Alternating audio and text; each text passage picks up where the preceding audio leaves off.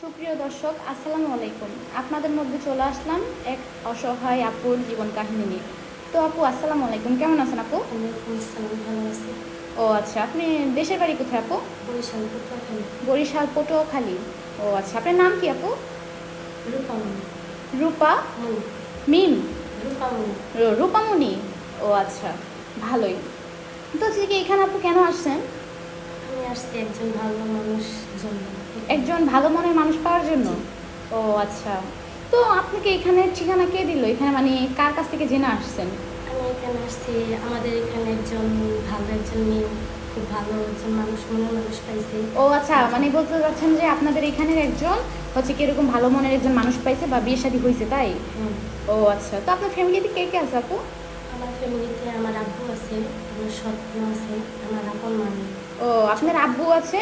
আর আব্বু মানে হচ্ছে কি আপনার নিজের মা মারা গেছে? হ্যাঁ।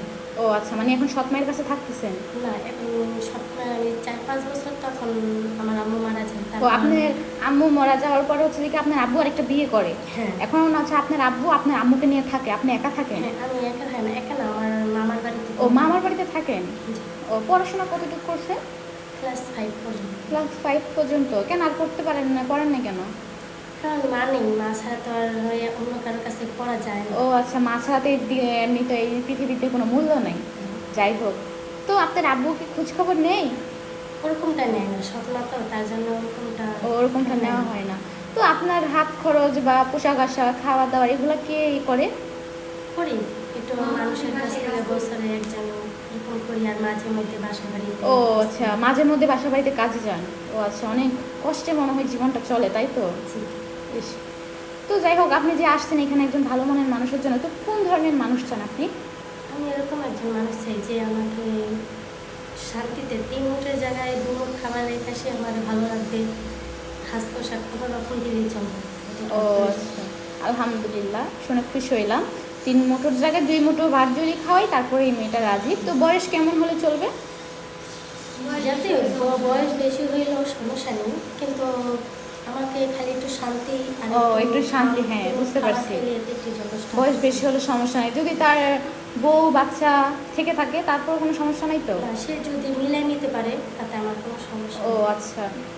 তো সুপ্রিয় দর্শক, হচ্ছে গিয়ে আপুটা অনেক কষ্ট করে, যেহেতু ছোটোবেলা মা মরে গেছে, মা মরে যাওয়ার পরে পৃথিবী তার আপন বলতে কেউ থাকে না।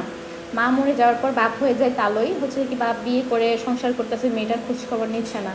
তো মেয়েটা মামার বাড়িতে থেকে 2 মুঠো 3 বেলা হয়তো ভাত খেতে কষ্ট হয়, হাজারো তো মামা মামি মানুষের বাসায়ও কাজ করে। তো আপনারা হচ্ছে কেউ যদি হচ্ছে কি আপুটাকে, যদি আপুটা অনেক সুন্দর দেখতে শুনতে মাশাআল্লাহ, হচ্ছে কি বিয়ে করতে চান, তাহলে হচ্ছে যে কি আচ্ছা যাই হোক, আরেকটা কথা আপু, আপনার কি ফোন আছে? ফোন নাই? তো আপনার সাথে কীভাবে যোগাযোগ করবে? আমার ফোন নেই, আপনাদের মধ্যে যদি কেউ ফোন দেওয়ার হয় তাহলে ভাই ও আছে। আচ্ছা, তার মানে আপনার ফোন নাই, মানে আমাদের মধ্যে যোগাযোগ করতে চাইলে তাহলেই পাবেন। ও আচ্ছা, ভালো। তো হচ্ছে কি, সুপ্রিয় দর্শক, শুনলেন তো মেয়েটার জীবন কাহিনী, অনেক অসহায়ের জন্যে, যে হচ্ছে কি আপুটাকে বিয়ে করতে চান। হচ্ছে কি আমাদের স্ক্রিনে হচ্ছে কি চ্যানেল প্রতিপক্ষের নাম্বার থাকবে। তো হচ্ছে কি আপুটার সাথে হচ্ছে যদি বিয়ে শাদী করতে চান আপুটাকে, তাহলে আমাদের সাথে যোগাযোগ করতে পারেন, ঠিক আছে? তো সবাই ভালো থাকবেন, সুস্থ থাকবেন, আল্লাহ হাফিজ।